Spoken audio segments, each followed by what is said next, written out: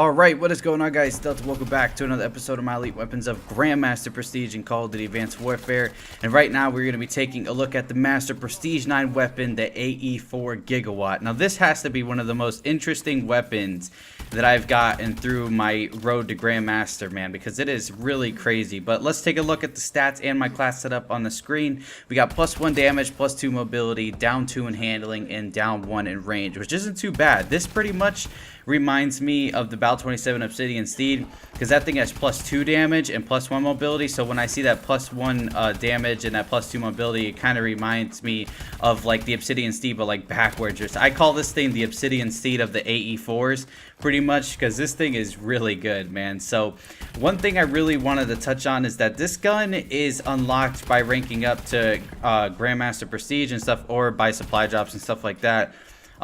But it's a DLC weapon. Now, I don't really understand why they would put a DLC weapon in the things that you earn as you rank it up to Grandmaster. I know it's a marketing thing, like, hey, oh, you get this amazing gun, it has +1 damage and +2 mobility, you know, buy the DLC and stuff so you can get it. And I don't know, I don't really know how I feel about them putting, like, a DLC gun, like, in that cycle. Like, they could have put the Insanity or something in there. They could have put the Infernal. They could have put anything.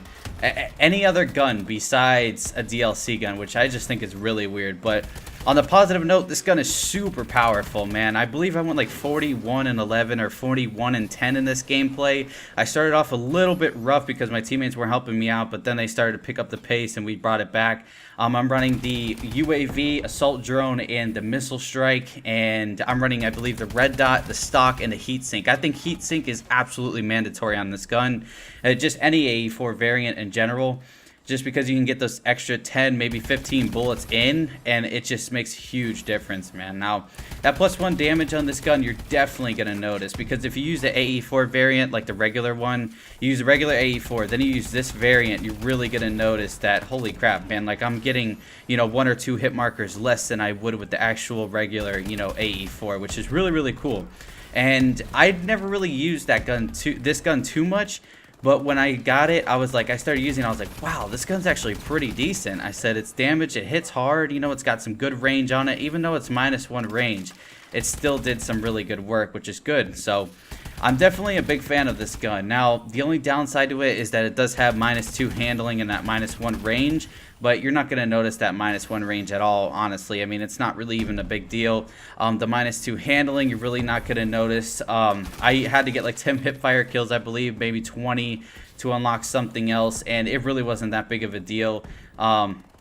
It really wasn't that bad. I mean, I saw it spread a little bit more than usual, like when it didn't have the -2 handling, but it wasn't too drastic to the point where, you know, you wouldn't get any kills when you hip fire and stuff. But this gun overall is just very, very strange, man. I just gotta say that, just because it is an awkward shaped gun, but it does hit hard, man. It's it acts like an assault rifle, it hits like an assault rifle. I love putting heatsink on it just because it gives it those extra bullets and stuff. And like, just sometimes this gun, you'll get a couple hit markers here and there and you'll give up on it, like I did in the beginning.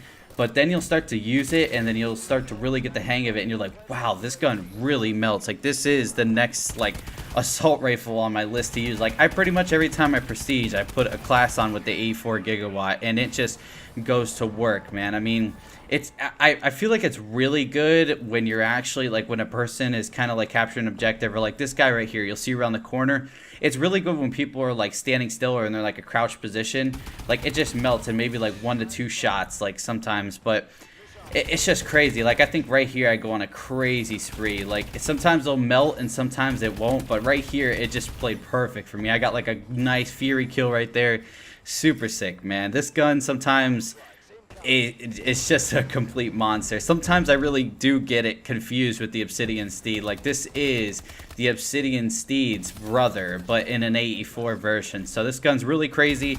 Definitely recommend keeping this gun. This is unlocked by Master Prestige 9, or you can get it through supply jobs. This is really cool. Me, I got it through Master Prestige 9. I don't even think I have an AE4 variant or anything by supply jobs. But anyways, really good gun, super high stats, super awesome. I really hope you guys enjoyed today's video. If you did, drop a like on it and make sure to subscribe for more future Call of Duty content. Let me know your thoughts on this gun below, and thanks for watching, guys. And it's been Delta, and I'm signing out.